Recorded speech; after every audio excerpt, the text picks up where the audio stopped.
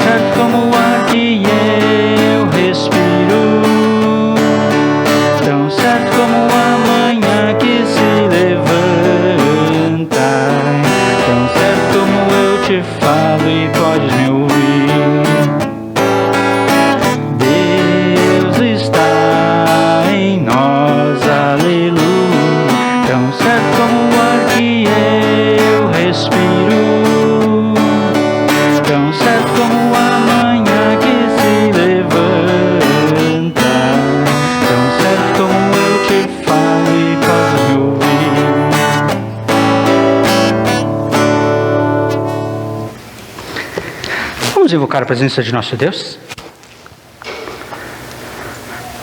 Em nome do Pai, e do Filho, e do Espírito Santo.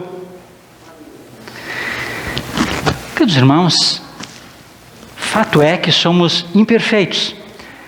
Deus nos recomenda a amar as pessoas, inclusive os nossos inimigos, a perdoar aqueles que nos ofendem, mas nós não conseguimos fazer. Nós somos frágeis, falhos e pecadores. Deus poderia simplesmente nos ignorar da sua presença por causa desta nossa pecaminosidade. Mas Ele é um Deus que age diferente. Ele não age com reciprocidade da forma como nós o tratamos para com Ele e com o próximo. Ele quer nos perdoar. Por isso nos chama ao arrependimento. E queremos fazer da próxima canção as palavras de arrependimento para o nosso culto de hoje, para a nossa vida, na certeza do seu perdão gracioso, de pecados carregados. De pecados carregado, oprimido sempre andei, sem descanso ter achado, a Jesus eu encontrei. De pecados carregado, a Jesus então clamei, todo desesperançado, a seus pés eu me lancei. De pecados carregado, nem fitá-lo me atrevi, mas do Redentor amado, a bondosa voz ouvi. De pecado carregado, eu na cruz por ti sofri, no madeiro vil pregado, eu de todo te remi. Queridos irmãos, isso Jesus, nosso Salvador gracioso, te diz agora, mais uma vez. Portanto, então, diante do teu arrependimento e pedido de perdão, e por causa do seu amor por ti, eu, como pastor, em seu nome e por sua ordem, perdoo todos os seus pecados, em nome do Pai, do Filho e do Espírito Santo. Amém. Por isso nós podemos continuar cantando. De pecados carregado foram meus, ó Salvador, foste em meu lugar cravado, quão imenso é seu amor. De pecados libertado, salvo para sempre estou, pois em Cristo perdoado, bem-aventurado sou. O salmo para o nosso culto de hoje é o Salmo 103, versículos 1 a 13. Ó Senhor Deus, que todo o meu ser te louve, que eu louve o Santo Deus com todas as minhas forças.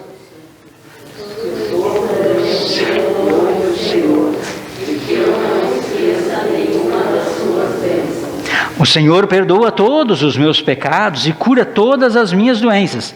Ele me salva da morte e me abençoa com amor e bondade.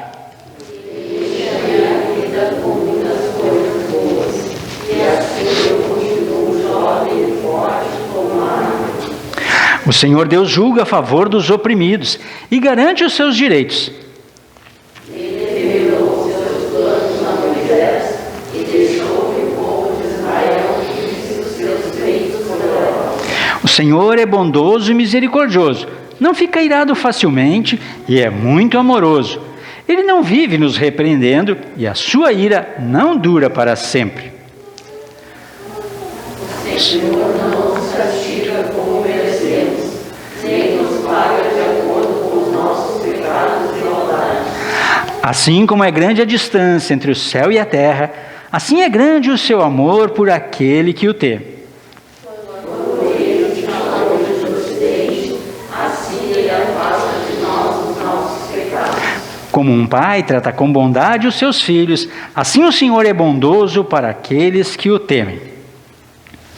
Glória ao Pai e ao Filho e ao Santo Espírito, como era no princípio, agora é e por todo sempre há de ser.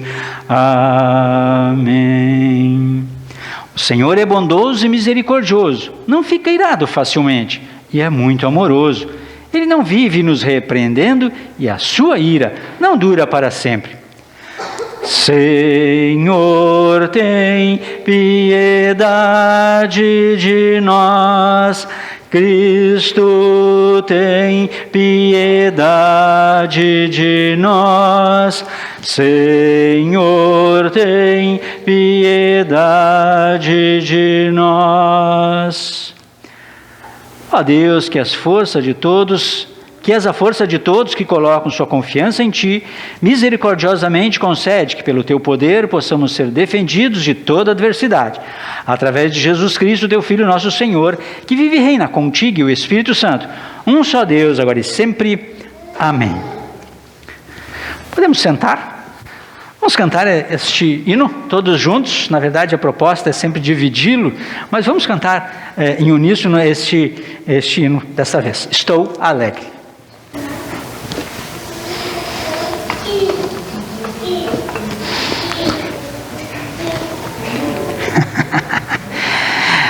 Muito bem, Lucas.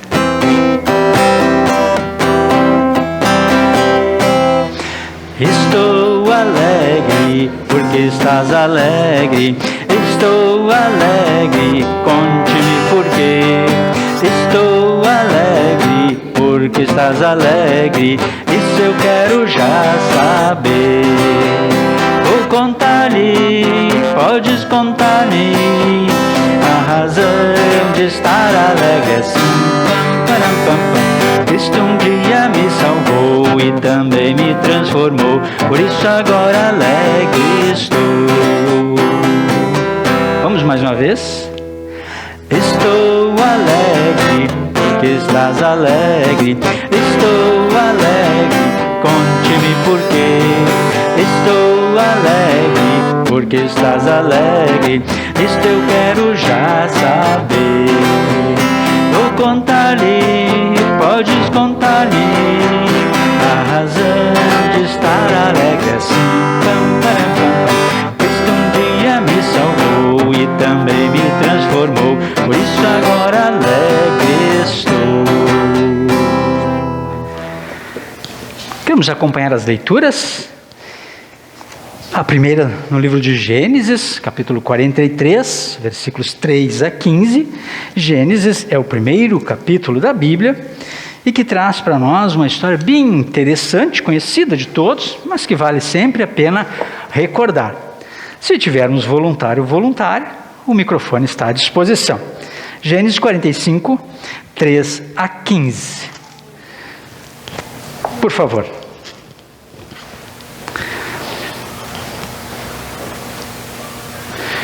José disse aos irmãos: Eu sou José, o meu pai ainda está vivo? Quando os irmãos ouviram isso, ficaram tão assustados que não puderam responder nada.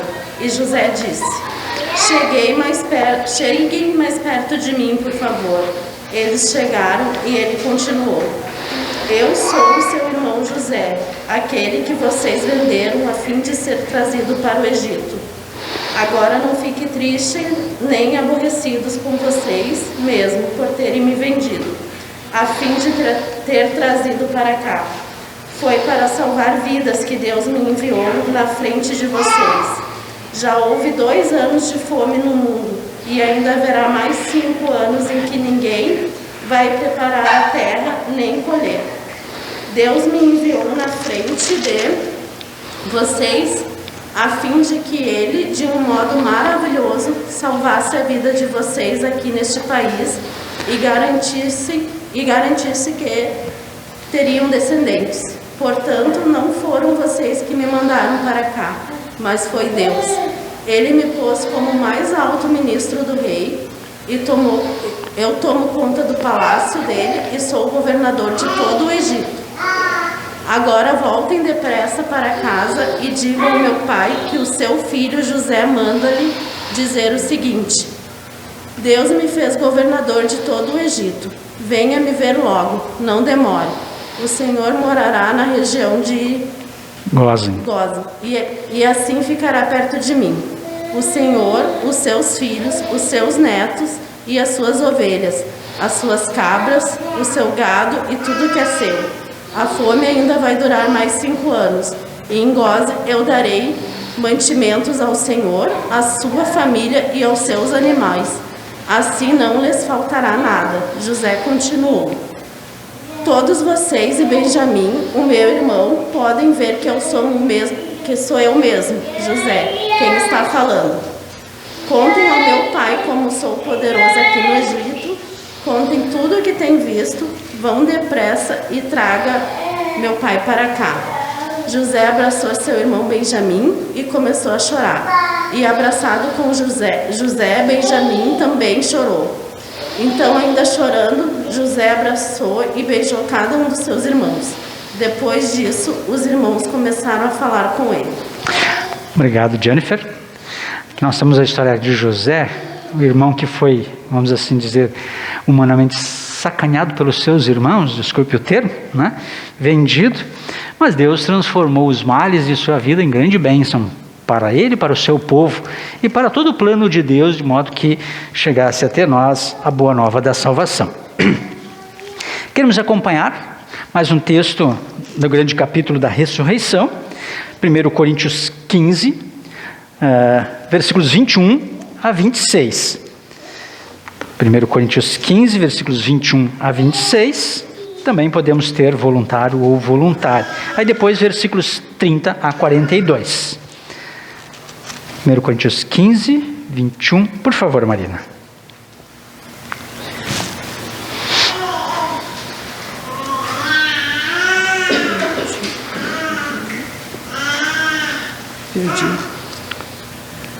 Porque assim como por meio de um homem veio a morte, assim também por meio de um homem veio a ressurreição. Assim como por estarem unidos com Adão, todos morrem, assim também por estarem unidos com Cristo, todos ressuscitarão. Porém, cada um será ressuscitado na sua vez. Cristo, o primeiro de todos, depois os que são de Cristo, quando ele vier. E então virá o fim. Cristo destruirá todos os governos espirituais, todas as autoridades e poderes estrangeiros. E poderes entregará reino a Deus, o Pai. Pois Cristo tem de reinar até que Deus faça com que ele domine todos os inimigos. O último inimigo que será destruído é a morte. Versículos 30. Depois do 30.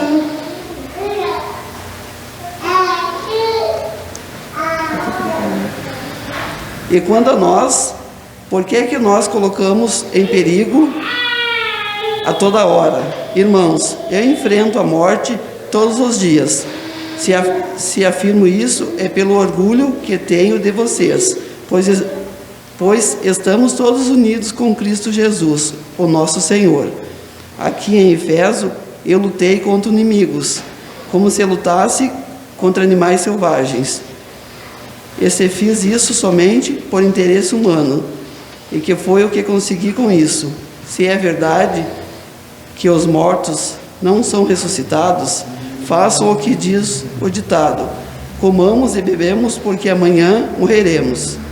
Não se enganem, as más companhias estragam os bons costumes. Comecem de novo a viver uma vida séria e direita e parem de pecar. Para fazer com que vocês fiquem envergonhados, eu digo o seguinte: alguns de vocês não conhecem a Deus. Mas alguém perguntará: como é que os mortos são ressuscitados? Que tipo de corpo eles vão ter? Seu tolo, quando você semeia uma semente na terra, ela só brota se morrer. E o que foi semeado é apenas uma semente, talvez um grão de trigo ou outra semente qualquer, e não o corpo, já formado de plantas que vai crescer. Deus dá a esta semente o corpo que Ele quer e dá a cada semente um corpo próprio. E a carne dos seres vivos não é toda do mesmo tipo. Os sete humanos têm um tipo de carne, os animais outro, os pássaros outros, os peixes ainda outro. Há também corpos do céu e corpos da terra. Existe um tipo de beleza que pertence aos corpos celestes, e há outro que pertence aos corpos terrestres. O sol tem o seu próprio brilho, a lua outro brilho, e as estrelas têm um brilho diferente, e mesmo as estrelas têm diferentes tipos de brilho. Pois será assim quando os mortos ressuscitarem, quando o corpo é sepultado, e o corpo mortal, mas quando for ressuscitado, será imortal. Quando ele é sepultado, é feito... Passou. Acho que tá bom, obrigado.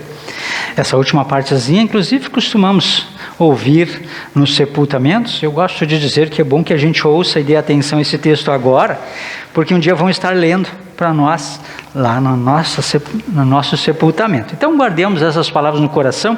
Aqui o apóstolo Paulo está mostrando para as pessoas, né, como é frágil a fé, ou aqueles outros ensinos que dizem que Cristo não ressuscitou. Ele está dizendo, se Cristo não ressuscitou, né, é vã a nossa fé. Isso ele diz no texto anterior, né?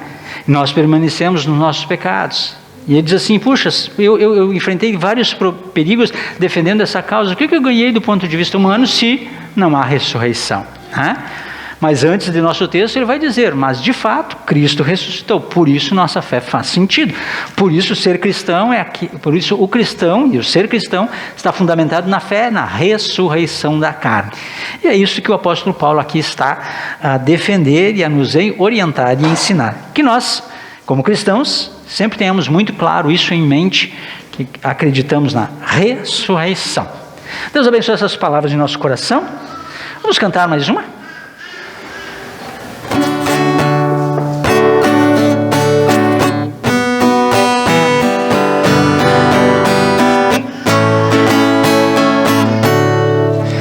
Quero cantar uma linda canção de um homem que me transformou. Quero cantar uma linda canção de alguém que minha vida mudou. É Jesus o Senhor, é Jesus o Senhor. Ele é Deus, Ele é Rei, é amor e verdade. Só nele encontrei essa paz que busquei. Só nele encontrei a felicidade.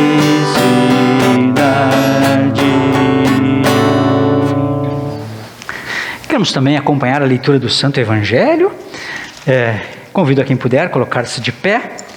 Continuidade do texto de domingo passado, Lucas capítulo 6, versículos 27 a 38, continuidade do sermão da planície, onde nós encontramos essas palavras bastante difíceis de ouvir da parte de Deus, mas estão aqui para a nossa orientação e vida. 6, 27 a 38, diz assim: mas eu digo a vocês que estão me ouvindo, amem os seus inimigos e façam o bem para os que odeiam vocês. Desejem o bem para aqueles que os amaldiçoam e orem em favor daqueles que maltratam vocês. Se alguém lhe der um tapa na cara, vire o outro lado para ele bater também. Se alguém tomar a sua capa, deixe que ele leve a túnica também.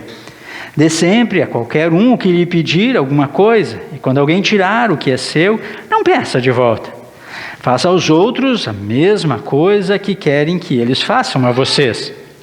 Se vocês amam somente aqueles que os amam, o que é que estão fazendo a mais? Até mesmo as pessoas de má fama amam as pessoas que as amam. E se vocês fazem o bem somente para aqueles que lhes fazem o bem, o que é que estão fazendo demais? Até as pessoas de má fama fazem isso. E se vocês emprestam somente para aqueles que vocês acham que vão lhes pagar, o que é que estão fazendo demais? Até as pessoas de má fama emprestam aos que têm má fama, para receber de volta o que emprestaram. Façam o contrário, amem os seus inimigos e façam o bem para eles. Emprestem e não esperem receber de volta o que emprestaram. E assim vocês terão uma grande recompensa e serão filhos do Deus Altíssimo. Façam isso, porque Ele é bom também para os ingratos e maus. Tenham misericórdia dos outros, assim como o Pai de vocês tem misericórdia de vocês. Não julguem os outros e Deus não julgará vocês. Não condenem os outros e Deus não condenará vocês. Perdoem os outros e Deus perdoará vocês. Deem aos outros e Deus dará a vocês. Ele será generoso e as bênçãos que Ele lhes dará serão tantas que vocês não poderão segurá-las nas suas mãos. A mesma medida que vocês usarem para medir os outros, Deus usará para medir vocês. Até aqui a leitura do Santo Evangelho, conforme Lucas. Vamos confessar a nossa fé. Creio em Deus Pai Todo-Poderoso, Criador do céu e da terra, e em Jesus Cristo, seu único Filho, nosso Senhor, o qual foi concebido pelo Espírito Santo, nasceu da Virgem Maria, padeceu sob Pôncio Pilatos, foi crucificado, morto e sepultado, desceu ao inferno, no terceiro dia ressuscitou dos mortos, subiu ao céu e está sentado à direita de Deus Pai Todo-Poderoso, donde há de vir a julgar os vivos e os mortos. Creio no Espírito Santo, na Santa Igreja Cristã, a comunhão dos santos, na remissão dos pecados, na ressurreição da carne e na vida eterna. Amém. Queridos irmãos, podemos sentar?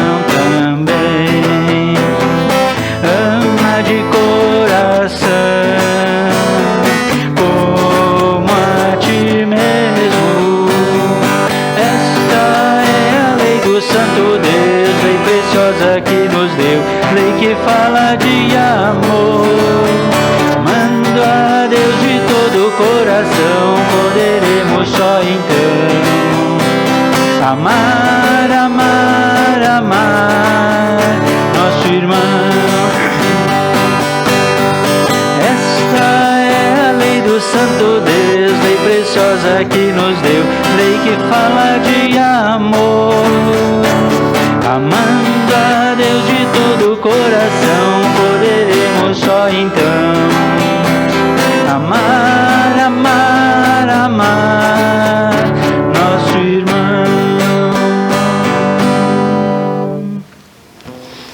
Queridos irmãos, que nosso bondoso Deus, Pai, Filho e Espírito Santo, estejam conosco no meditar em sua santa palavra. Não teve jeito, eu tive que fugir do evangelho de hoje. Este evangelho, que é continuação do de semana passada, do sermão da planície, proferido por Jesus, ele traz uma ética que me acusa, me maltrata, me faz sofrer.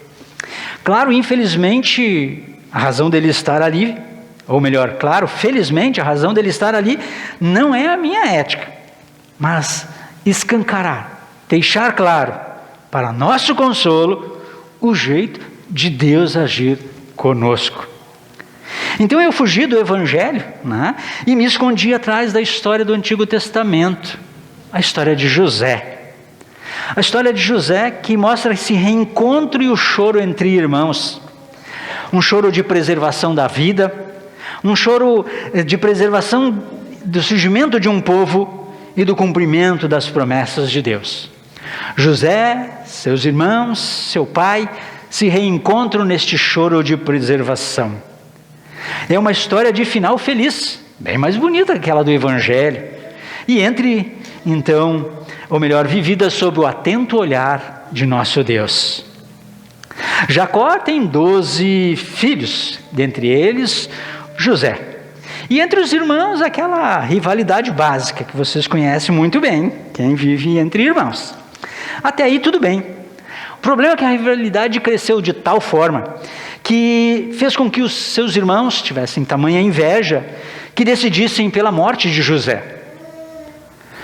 Mas essa ideia foi trocada por uma rentável venda a mercadores de escravos, e José então vai parar no Egito. Essa venda foi validada por uma fake news, palavra do nosso dia, né? Uma fake news para o pai, olha pai, achamos aqui essa roupa toda ensanguentada, coisa que eles tinham mesmo preparado com sangue de animais. Teu filho está morto, deve ter sido devorado por uma fera. Assim fizeram o pai de José, o pai deles, chorar, lamentar e prantear o suposto filho morto. Podemos dizer, e aí eu acho que não erramos muito, dizendo que o diabo aqui, que nem é citado, fez um bom trabalho. O diabo fez um bom trabalho nessa história. Como andam as nossas histórias? Como andam os nossos relacionamentos? Quantos sofrimentos nós causamos ou sofremos nos nossos relacionamentos, induzidos por Satanás, que nem sempre aparece, como neste texto não apareceu? Podemos arrumar qualquer desculpa, mas o fato e a verdade é que nós muitas vezes nos deixamos levar pelo maligno para fazer o mal, e isso é inegável. O interessante é que José, no reencontro, ele não atribui ao diabo a sua desgraça. Isso é muito interessante. E nem mesmo aos seus irmãos, aqueles que intentaram e fizeram mal para ele, mas atribui a Deus os cuidados que receberam. Então ele não enfoca o problema, os sofrimentos causados, mas a preservação de Deus em meio àquelas situações adversas todas que ele vivenciou. Ter sido vendido, ter sido acusado e preso injustamente, ter sido esquecido lá por alguém que ele tinha ajudado lá na cadeia, tudo isso não levou em conta, mas disse que Deus transformou estes males em bênçãos. Que maturidade de fé, que grande fé teve José. Eu fico impressionado com a fé que ele demonstrou. Olha, eu mesmo sendo José, um Josézinho diante do José, não consigo pensar e agir como ele.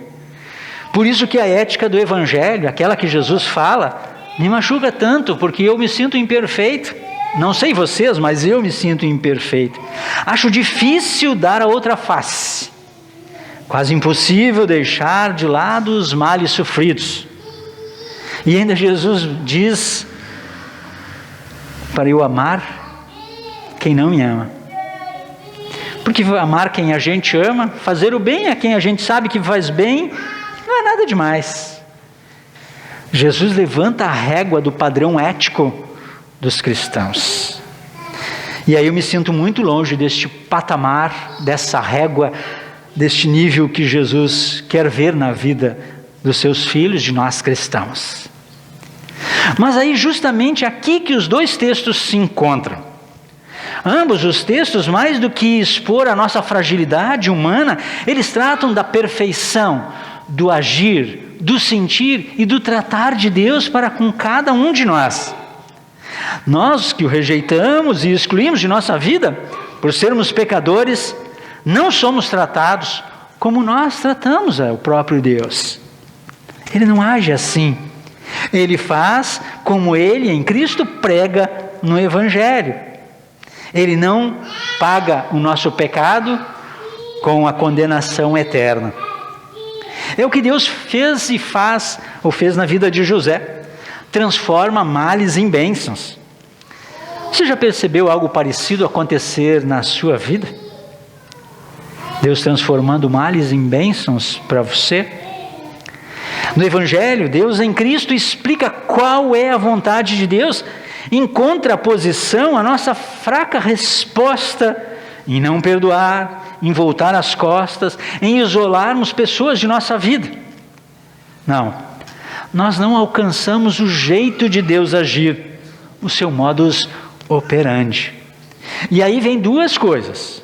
A primeira, quando nós sabemos como Deus quer que nós façamos e nós não fazemos, a primeira é o desespero, porque nós sabemos que não fazer a vontade de Deus nos leva à condenação, e isso é muito ruim, ruim mesmo.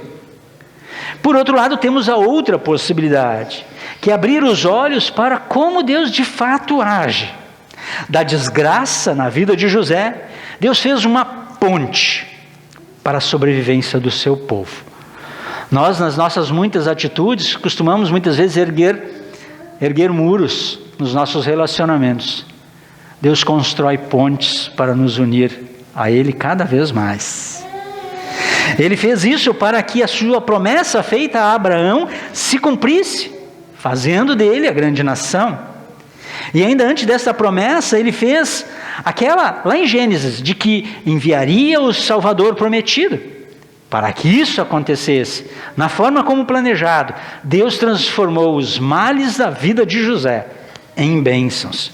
Ou seja, Deus sempre de fato está no comando das situações, mesmo quando nós já estamos a ponto de jogar a toalha. E não são poucas vezes que a gente vive uns estresses na vida, né, Marina? Que às vezes até dá umas alergias. O nosso corpo responde.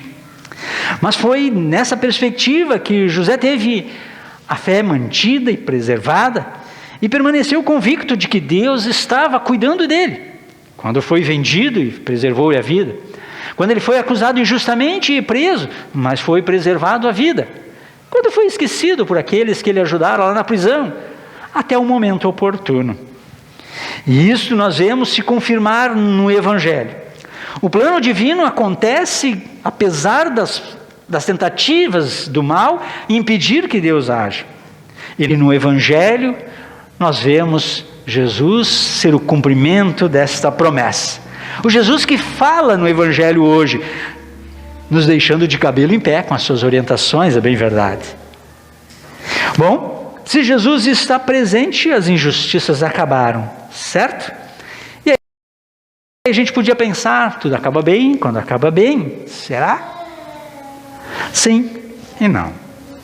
Sim, mas não foi tão simples assim. Não, porque houve muito sofrimento para que hoje nós pudéssemos entender o jeito de Deus agir para conosco.